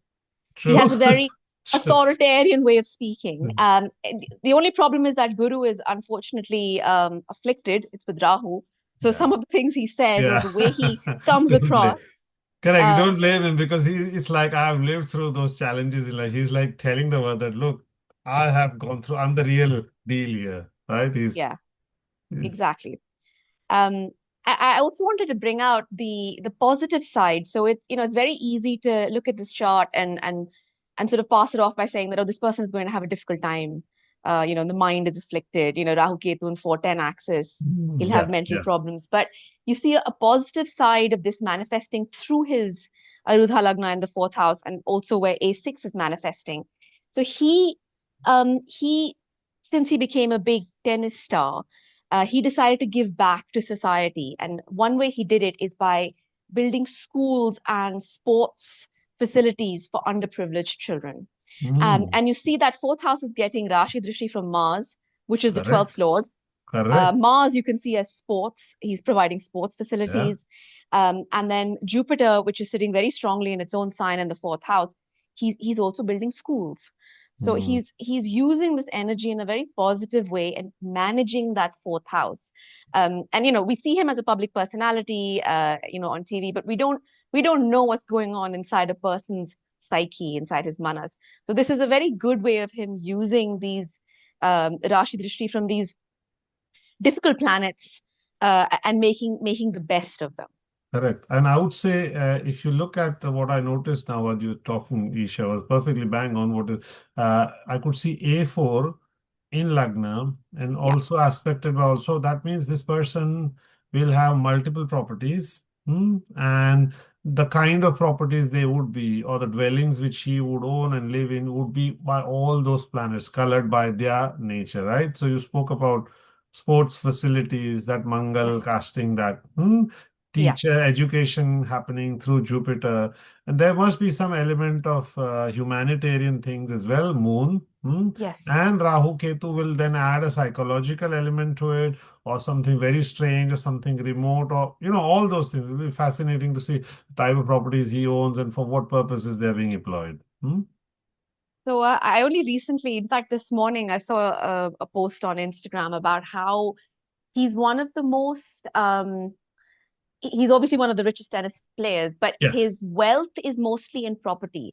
And there were pictures Ah, of the properties and lands he owns across Serbia, Monaco, yeah. um, London, the United places in the United States, in Europe. Mm. So he's very landed. He owns a lot of properties, and a lot of his wealth is generated through those properties. So that's what you can see, the A4 manifesting in Lagna shows very Yes, I strongly. could immediately. That's the first thing that caught my attention while you were explaining to me was that. And if I look, that A4 is in Kendra to AL, and we are dwelling into Arudas here for the benefit of everyone. It's like how the Arudas manifest. As I said, that's the end product, and Yeah. that A4 is literally having so much of influence from so many planets. So some of them will be challenging, as in people who are housed in will have challenging situations, or those properties will be in dangerous conditions or situated where there is something unusual that Rahu Ketu, isn't it? And Yeah. he described his childhood experiences, right? And he felt that because he was living in some dangerous situations where imagine bombings happening around you. Yeah. Right. And having to leave house and then move into grandfather's, that constant threat. Hmm? Yes, uh, exactly. it must be difficult. So there's that good. So while he's now owning and he's a billionaire with so many things, he has had Yeah, to go through a lot as well. It just highlights both things happening simultaneously. exactly. And I think I didn't mention A6 manifesting in his Arudha Lagna shows that he is a fighter. It's Absolutely. very intrinsic to his nature to Absolutely. be in a confrontational situation with Yep. people. So he's Yep. using it to the best way by becoming a sports star, because that's, he's using it Yes. in his karma Sure. kshetra, instead of, randomly True. taking it out on people. True, true. His Shubhapati is strong because the Jupiter, while it's afflicted by Rahu, it's with Moon as well. Remember, Moon exalts Jupiter, and that is his strength. He's got the Moon, his mind, and his Yeah. Lagna Lord is conjunct Moon. Mhm.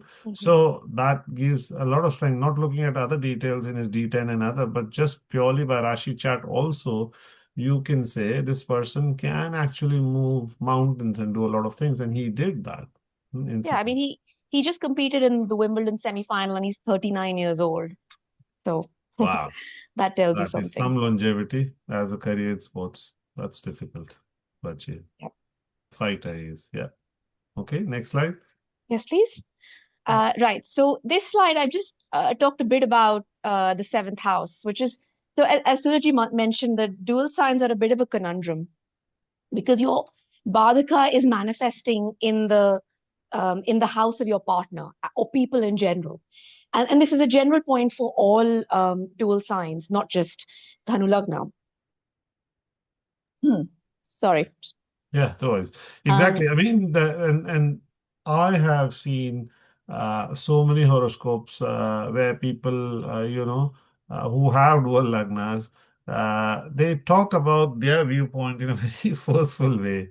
And what I've seen is yeah, sometimes they're somehow not recognizing the other perspective, despite trying. I trying my best. I'm not a dual lagna, but yeah. I've tried my best to not argue, but to put a perspective.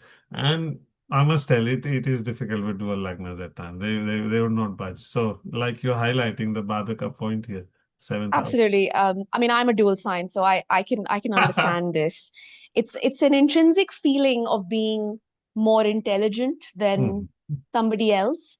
hmm, And that's why wanting to impose your will on other people. And unfortunately, the Badhak Stan is falling in the seventh house of partnership. So very yeah. often dual signs will have this issue with their partners where they feel Hmm, like, I know better than you. hmm, hmm, And it comes out. And in the case of Novak Djokovic, you see you've got Mars sitting in the Badhaksthana, Mars hmm, being the Karaka of anger, aggression. hmm, He's definitely someone who's prone to be very opinionated and prone to be verbally aggressive. And it, hmm. it comes out very, very strongly in his case. And that He's got Mars is so the verbal aggression is Mars is in the second from Mercury. Just again for Right. everyone to know, the planet in the second from Mercury will show what's the end result. So from the Karaka, Mercury is your speech, right? Yes. With Sun, condescending speech. A lot of us have Mercury Sun. That's a very common Buddha Aditya Yoga. Generally, what you observe with people is people tend to think a bit highly about themselves and then they tend to look Yeah. down upon people. It's true of most of us, right? So we Yeah, have that good exactly. Aditya Yoga. So our speech is Yeah. always with that condescension inherently, unless we correct it. Yeah. But the effect of that condescension is Mars. It's leading to fights. Fights. And Mars in the seventh house is also in Maranakaraka Sthana, which it's just adds insult to Yes. injury. It's the Yes. wrong place for Mars to be. Absolutely. Um, Absolutely. But that Mars gives him endless energy. I can tell you, Mangal yes, in the first or seventh house, you've got yes, boundless energy. Makes you very strong. He's a very strong boy. exactly, exactly. And as you can see on the left, there's an image of a hand.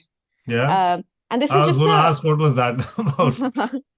it's just to show I believe this is part of palmistry, but I think Guruji Sanjay Hmm. Guruji also Yeah. mentions it. It's about which part of the hand is represented by the dual signs Okay. versus Yeah. Yeah. the Yeah. other sign. Yeah. And it's the phalanges of the hand, the bits of your finger that actually move the fingers of your True. hands. True. True. Yeah. That's the dual sign. So that Yeah. again goes to show the controlling nature or the mental nature of dual signs that are always thinking, how do I control this Yeah. situation? So what Isha is highlighting is on your fingertips you can actually map the 12 rashis. Hmm. So it's like for exclude the thumb here, but if you take the remaining four fingers, for every rashi you will have three signs, right? So Yep. the tip of all the four fingers will be the four chara rashis.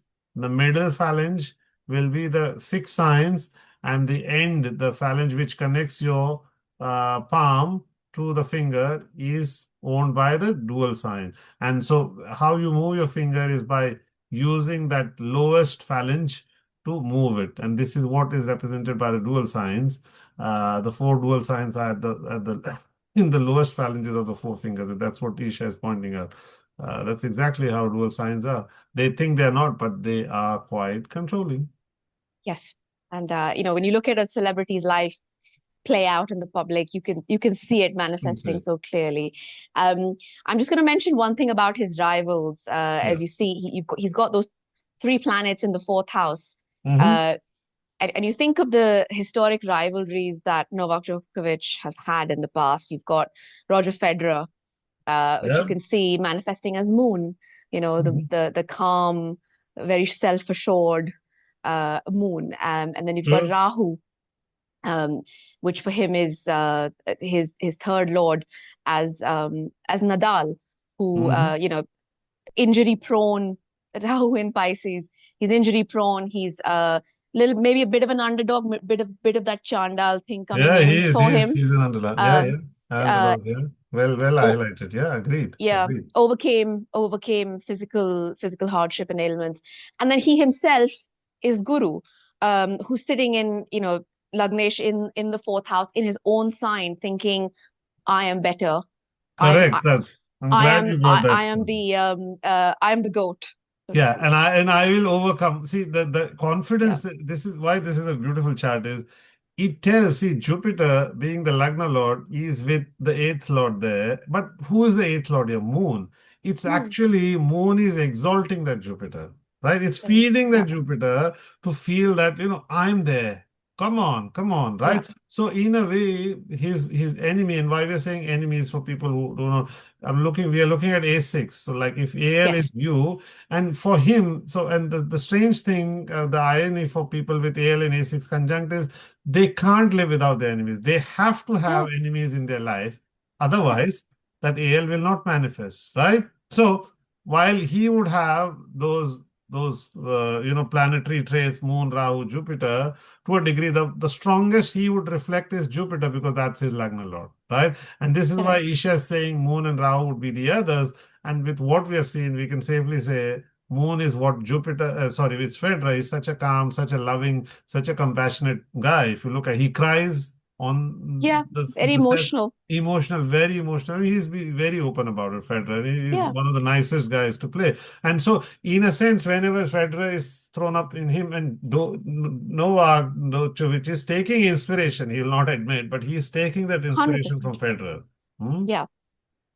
I think he does now, which is, only goes to show his greatness that he realizes it. Yeah. He realizes that Yeah, it's just that his experience as a child, because it's the fourth house, it made yeah, him feel like I had to prove a point.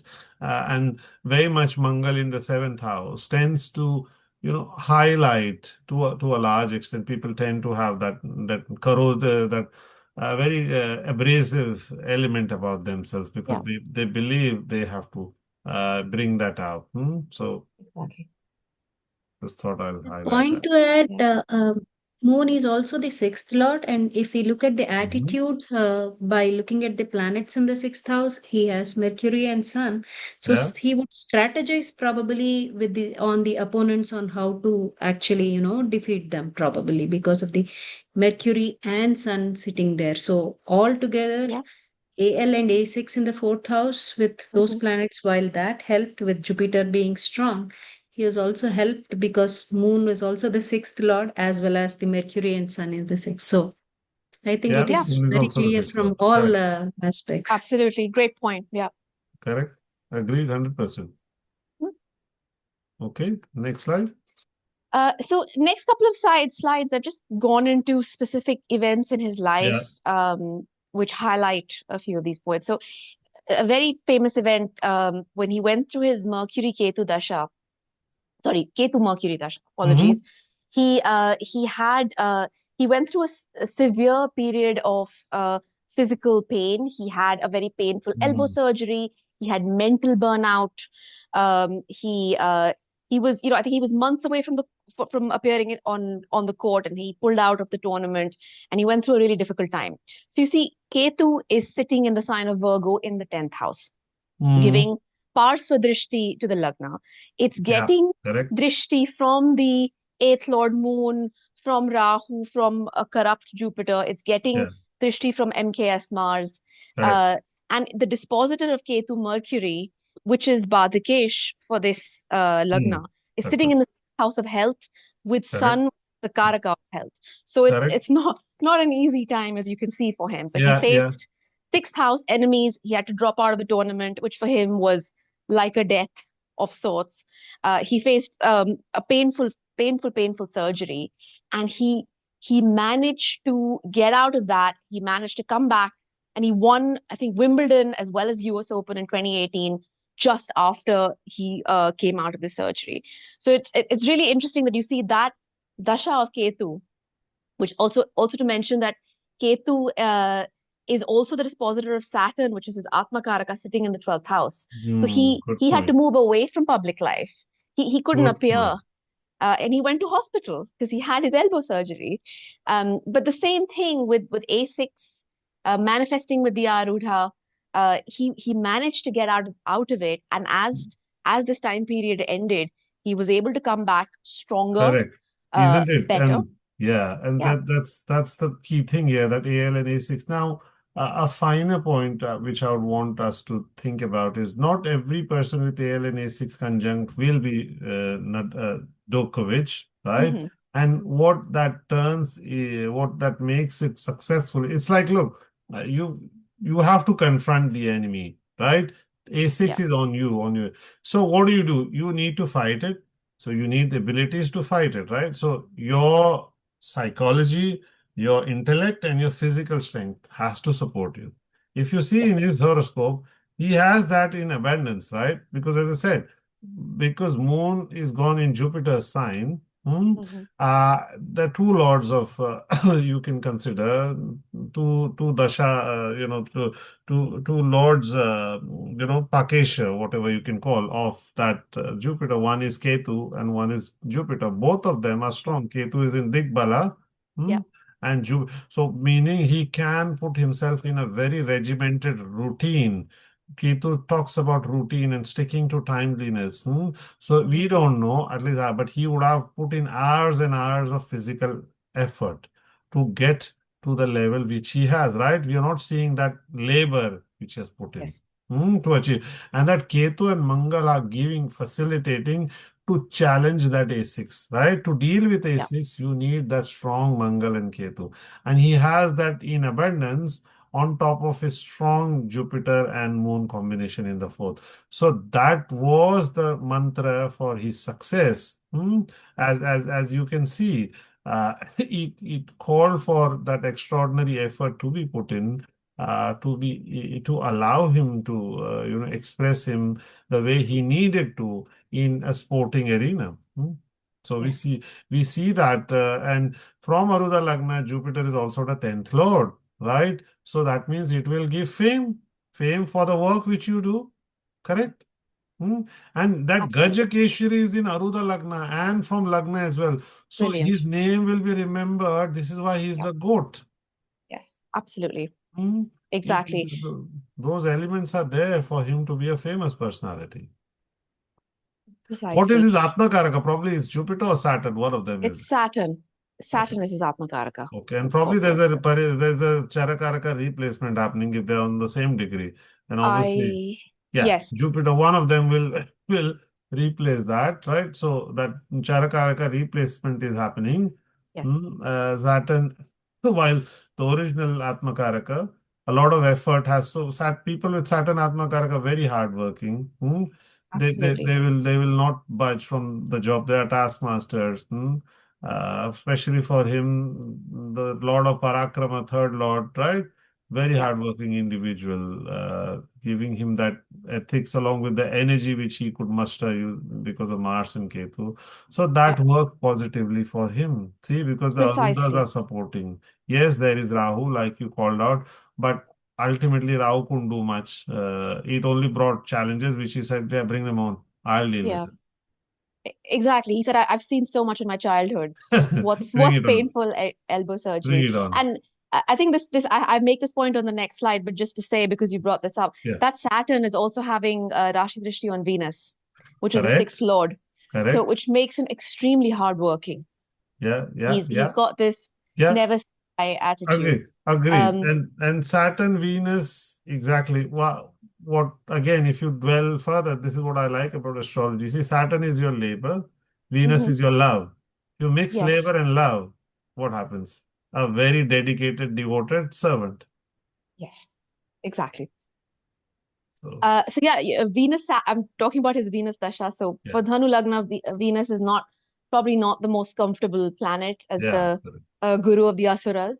Correct. And he had in Venus Saturn, he was disqualified from the 2020 US Open championship because he struck the ball in anger while playing, and it hit one of the line umpires, and he was immediately disqualified. Oh yes, Um, I remember. and again, you see Venus is the dispositor of that MKS Mars anger. Correct. It's his biggest enemy is himself. It's his Yeah, temper. and the point is that Saturn is lording the 12th house from Aruda Lagna. So in some form or manner, Saturn can cause his downfall.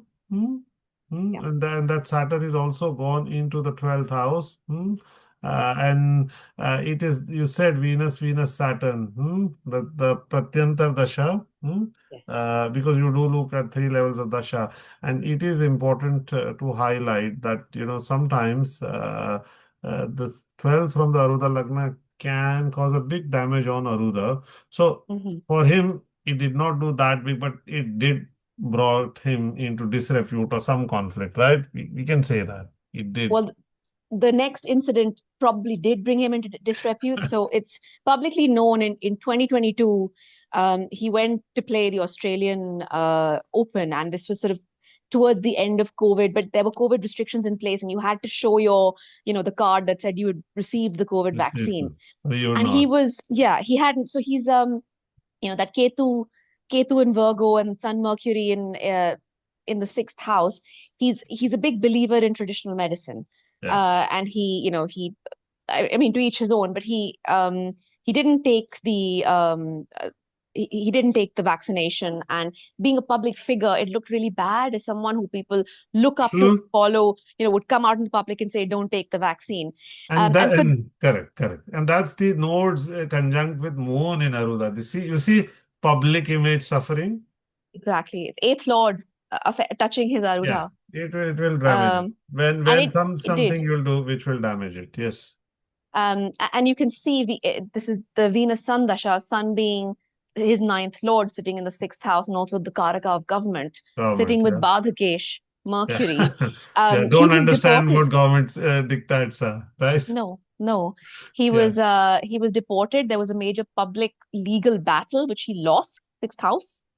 Mm. Um, and Oh my yeah, God. Yeah. he couldn't play in Australian Open, and which obviously for him that was a very big blow, but also to his public image it was a big blow because people thought, okay, what is this Mhm. guy on about?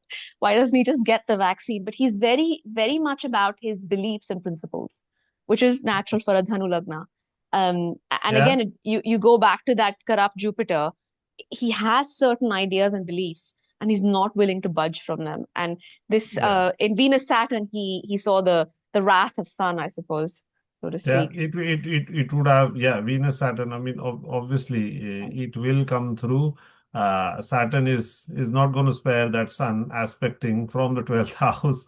Has a direct, very strong, it's a retrograde Saturn. So he will come down very heavily on that Yeah, sun. And so the net effect of it is because that sun is opposing his Lagna, it's in the yeah, sixth, it led to, and it is also in a Dusthana from Maruda Lagna. It's in the third house. So it doesn't help your image, your Lagna. So that was going to cause him problem. Venus, Sun, that deportation incident hmm, yes, is very well explained by what you just highlighted. It is the Sun is the government. If you look at it, it's the sixth lord, sorry, ninth hmm, lord coming into the sixth house, right? yeah, You are yeah, opposing somehow, and the dispositor of that sun is moon. yes, It is got in the fourth house of residence. It is something to do with residence. So visas tells you are not allowed to stay in a particular place. So think carefully about it. It's about residence, hmm, fourth house. So visas, visa approvals, and all that, those matters are in the fourth house. In the fourth house, there is that Guru Chandal Yoga happening, and Moon happens to be the sixth lord. We call eighth lord and the sixth lord, right? yeah, This is why it caused him to get into that place where his image will be damaged and he'll lose the place where he's supposed to be living legally. So he was asked to leave that place and go back to the country where he came from. That explains deportation. Venus is also about travel. Hmm. yes, yeah, Okay, so it can, and for business, so he's going for tennis playing. Venus naturally is the seventh lord. Typically, it yes. owns that. So all those things also come into picture.